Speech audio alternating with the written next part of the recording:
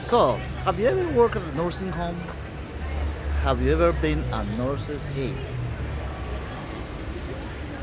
Do you have currently a family member at a nursing home?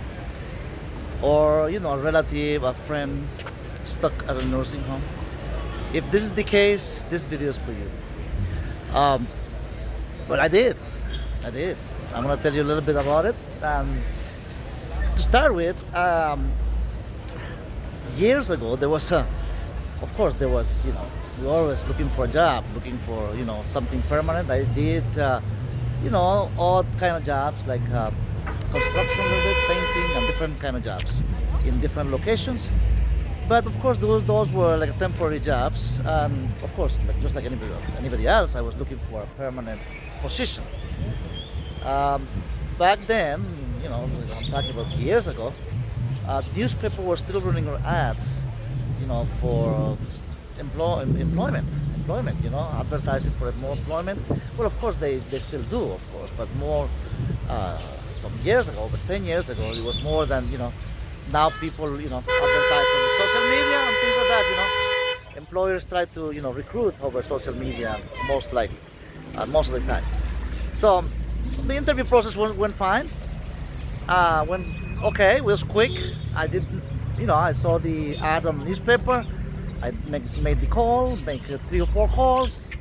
After, a couple of days, I had the answer. Nursing home, a manager gave me, returned the call. Calling me by saying, well, we need to, we saw your application. We saw your application that, the application was, that I dropped it off personally. I did, and then a couple of days later, like I said, the manager, the office manager called me, not a nurse, not the head nurse, but the office manager called me saying, well, we're gonna set up an interview. I went the same day. When can I go? I said, the same day. I did the same day. It was like I can't remember the call, but what time during the day, the call was made. But I remember, going the same very much day. Same day I went. The interview ended like late in the afternoon, and she says to me, well, when you want to start? When you're available to start? I'm available right away. If you tell me to start right away, I'm willing to do whatever it is to get done. Well, sign here, she says. So I stand it. I was recruited on the spot. The job was mine, and then guess what? She offered me the schedule right there. And once I got the schedule, she said, well, we start tomorrow morning. Home for orientation, they call. Orientation, first thing in the morning, you're gonna have somebody guiding you. Most likely it's gonna be an LPN, which is a licensed practical nurse. And then once you get to meet early in the morning, 7 o'clock, the first shift, which is 7 o'clock in the morning. And I did. I met. I was there 6:30 in the morning, early. I remember being early the first time. First day of the job. Of course, you wanna impress. Actually, yeah. I did have my CNA, what they call CNA certification that the state offer. That you do a course like a 3 months training. In those 3 months of training, then you have to pass I had to pass like a state certification test for a certified nurse's aide, CNA. That's what they call it, CNA. So I did, which is valid for 2 years. Okay, I had everything on set, but paperwork done. Driver's license, which she says to me that the same evening, well, we check your background check. They did, they took a couple of days, right, to do the background check. Of course, you have to have no felonies, no misdemeanors, or if you have a misdemeanor, you have to explain what was the misdemeanor for. Working at a nursing home is not like just being just like any, not like very much, not like working at a factory or construction or any other on a trade job, because you're dealing with people. Dealing with very, very vulnerable people. Working with the elderly. So, well, like I said, my next morning, the morning that was my first day at the job, I met the LPN, in charge of the floor. For the head nurse, later on I had to be the head nurse. Um, Everything, went fine the first day, orientation they call it. So at all times I was with an LPN that was taking me on the floor. Floor going left, floor going right. As she was giving medication, she was, taking me to different floor, meeting residents, so I can get, acquainted with the residents. I can start, connecting with different residents. So I had to be, going from room to room, room from one room to the next room, as she was giving away medication, of course. That's one of the main jobs of the LPN, licensed practical nurse. So I saw other aides doing the job of, on the rooms, and changing the residents they call. Residents is the elderly, who lives on the nursing home in the regular basis, 24/7. And well, everything went smooth. At midday, I was assigned to another nurse's aide who took me room by room. First we had to go for lunch. How are we gonna feed lunch to the residents? Some of them they eat by themselves, of course, but some of them we have to feed them on the mouth. Okay, they can feed themselves. So I was in my first, encounter, my first touch, my first, day of the job. Actually, that was my very first job as a nurse's aide with my brand new certification. Then I got, as I say, once everything was set, going with the first routine. The first routine was that evening, ending at 3 o'clock in the afternoon after lunch, which was at 12 o'clock, 12 noon lunch. We were, feeding everyone and at the cafeteria, then taking all the residents back to their room, okay, to get changed. Okay, so that's where the fun part began. The training was for that. As a nurse's aide, one of the routine is to take the resident to the bathroom, of course. Those of the elderly, those of residents who are able to walk to the bathroom, is one assist. They call one assist is like you just assisting one aide assisting one resident, like going to the bathroom. If the person, the elderly female or male, I'm helping both, actually, both male and female. Some people say, well, if you're assigned, in a nursing home, you are only, helping male residents, male elderly, in the nursing home. But this was a mix. Some rooms are all male, some are female. So you are basically doing both jobs. Assisting the resident to the bathroom, to do number one or number two. One assist meaning I was by myself. Just I had to do that first day that I'm telling you about. I was in like a training orientation kind of thing. Well, I was trained already. I have my certification, of course, but training meaning training on site, on the job, the real world, real training, real thing. So it went on, did what I did. Then was time to take temperatures. After assisting all the that evening, 1 o'clock, 1 p.m., 1:30. Then as time was passing by, before the end of the shift at 3 o'clock, of course, we had to, that's day number one at the job, had to clean the residents who are on bedridden. Some of the residents who wasn't able to go to the bathroom or go to the cafeteria and eat. Of course, these residents you have to give them nourishment. They call nourishment means that if they weren't able to eat properly, then you have to feed them, on the mouth. So that was, before taking off, before ending the shift. So the idea is that as we have to, stop and finish our shift for the next shift that comes at 3 o'clock in the afternoon. You have to of course, finish up everything. Clean them up, uh, comb their hair. Some of them they didn't take shower in the morning because they can decide. Residents have right. They have right. To refuse showers, to refuse, basically even meals, to refuse medication. I mean, there are so many issues involved working at a nursing home. So, um, second day number two. Day number two was even more fluid. It went fluid, meaning that it, it just keep moving. I mean, I still had the other nurses aide in orientation. Orientation number two, I mean, day number two.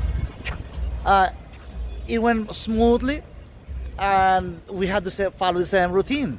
Every nurse's aide has been assigned typically around 12 to 13 residents, which doesn't seem like a lots of residents.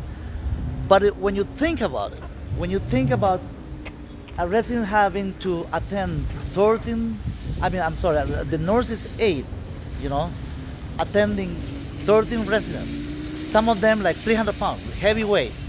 And in some cases, you have to lift this guy, lift, the resident, 250 pounds, 300 pounds by yourself.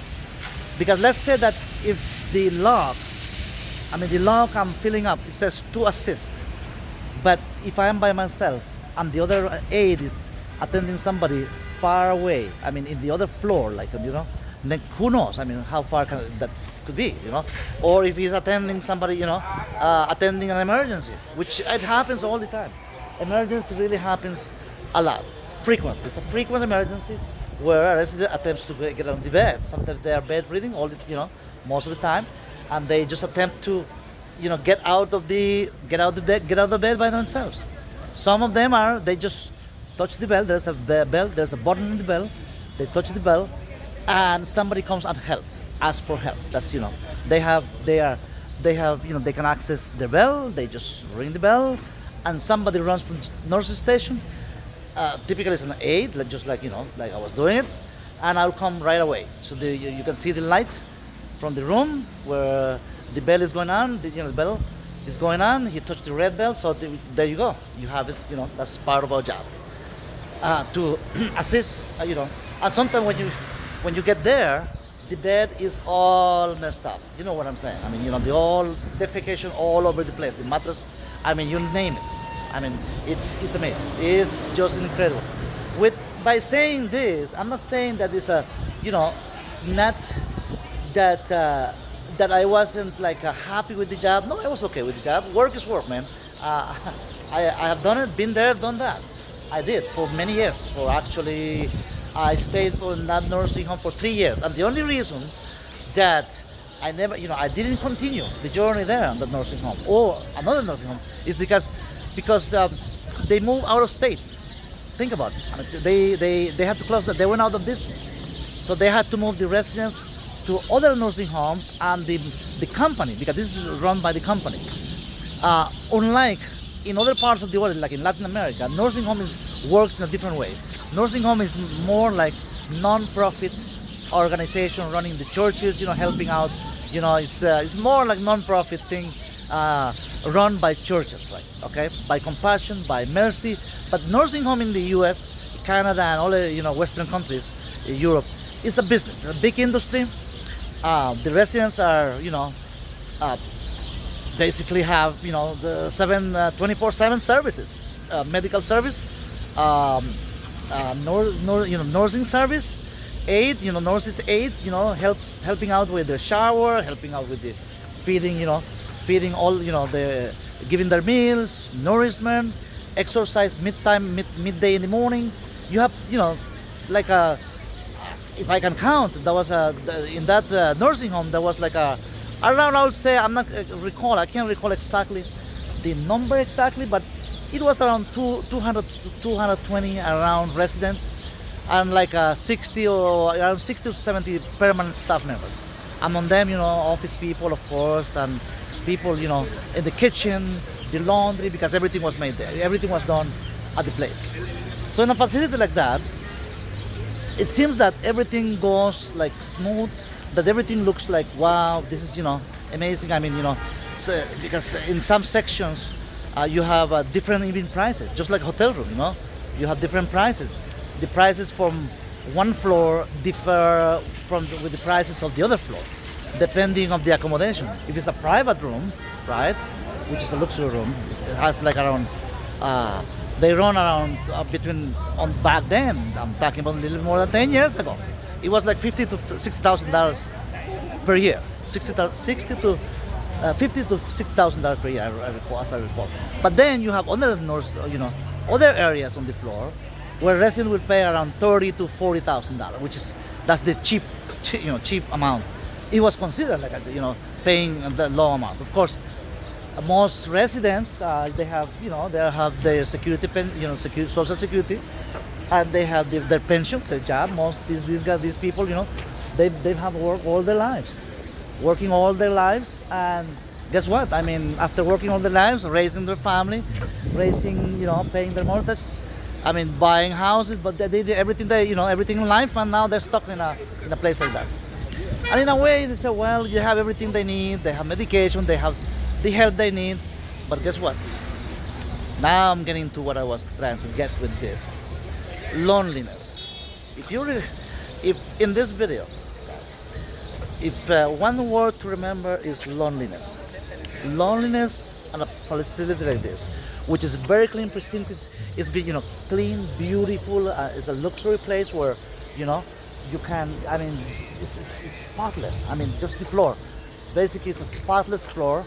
I mean, clean everywhere. I mean, well supervised by the state, by the local, by the authorities of the, medical facilities. Of course, the state. I mean, the local. I mean, the supervision is extreme in a facility like this, And of course, paying that kind of that kind of money. I mean, you expect that. But loneliness, guys, loneliness. I mean, I saw what I saw.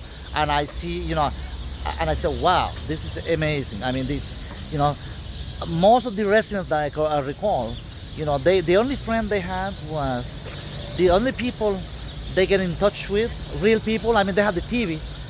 There was a TV area where they can, watch TV, among a group, like a living room, I mean, like a dining room area where there was a TV, all, 24/7, whoever wanted to watch TV, they could watch. But guess what, guys? There was some, and even in their own rooms, of course, they will have their own private, beautiful, big screen TV. But the only people, real people in contact, were the staff. Just like myself, the aide, the staff members will come, every half hour, every 20, who knows. But that's the only, really human touch, really engagement. And guess what? After a while, these people became like a family to me, man. After months of being there, and every day, 5, 6, sometimes 6 days a week, of course, doing overtime and such. So these residents, will become like a family, and we become a family to them too. I mean, some of them they have their children, some of them they have, who knows, big investment companies. I mean, they left behind. Of course, they are not able to take care no more. And some of their children are taking care of their managing their money. Some of them are not even able to sign documents, sign a check or use a credit card. They can't even get out of the place to go to a McDonald's and to go to the bank, get some money, whatever, and all the businesses that regular people do. And even they having the money in the bank full, but loneliness, In many cases, the children, their own children, man, they're just checking. They come like once a month. They'll come, as I recall, they'll come like once a month sometimes. Sometimes not even once a month. But I'm not talking about everybody. Some kids, some of the siblings or children of these 80 or 90, some of them 95 years old. I remember having residents that I took care of them, 95 years old, 96 years old. And some kids, some relatives will come almost in a weekly basis, or at least once a week, which was very nice. Very nice and refreshing and comforting. I mean, comforting to know that even myself, I was there, of course, making, I was working for like a job. But this wasn't just like a job, like we're working at a factory or doing, at McDonald's, Walmart. This wasn't like you just clock in, clock out. These were real people, I mean, you give your heart. And I had to, like really do what I need to do. But in many cases, I had to go beyond that, more than my job was requirement, the requirement of my job. And sometimes I couldn't, I had to find assist, you know, so I had to look for assistance, many times. And when I didn't get it, but it's not because nobody wanted to help me. I mean, sometimes the nurses are very busy giving medication. Is non-stop. Forget about, it's not like a factory when people, I did work in factories too, where you can, the big factories, you can really well, do what you need to do the job what you're doing. But there was a spaces, there was sometimes you can take a break, and nobody's gonna die because of, you are, busy on getting, just sweeping the floors, nothing to do, just sweeping I mean, nothing is gonna die because of that.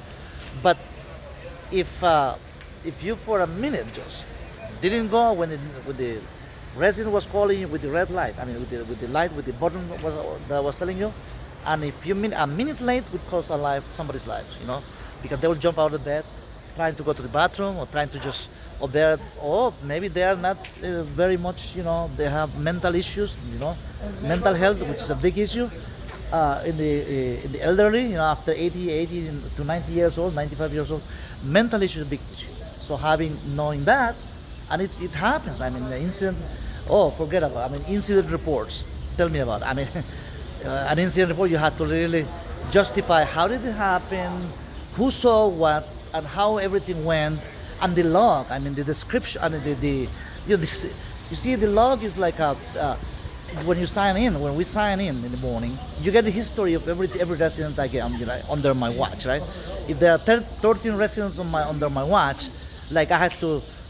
The report that the night shift was giving me, the night shift is the graveyard shift. The graveyard shift will run from 11 at night, 11 p.m. to 7 in the morning. Those people were my heroes.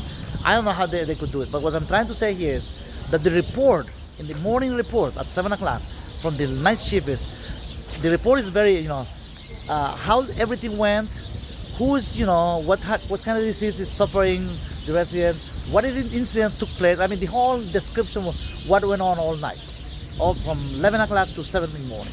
So when I'm receiving the shift at 7 in the morning from the night shift at the nursing home, I had to be able to, go with that and do my best possible, Of course, with the nurses, we have a LPN who's, on top of us, and the head nurse, which is supervising the whole floor. But what I'm trying to say is that all the work for that 13 residents, 13, right? Doesn't sound that many, but when you have half of them with disability, with a different, not just being elderly, 80, 85, 90 years old, but with some kind of disability, some kind of, sometimes with Alzheimer's disease, with permanent, diseases. I mean, that with mental situation, I mean, people, the residents who cannot remember if they ate this morning or not. I mean, what they gonna do? They start asking why I'm here. Who am I? I mean, these are the kind of questions I was getting every day, and that was part of my routine job. They look at who am I? I mean, a resident will ask you, well, you are ma'am, madam, ma'am, this is or miss, or Mr. Such Mr. Smith. You are Mr. John Smith, and you are here. You are a resident of this floor and the nursing home. You have to be able, you in the training you get all this, tips how to work at the nursing home.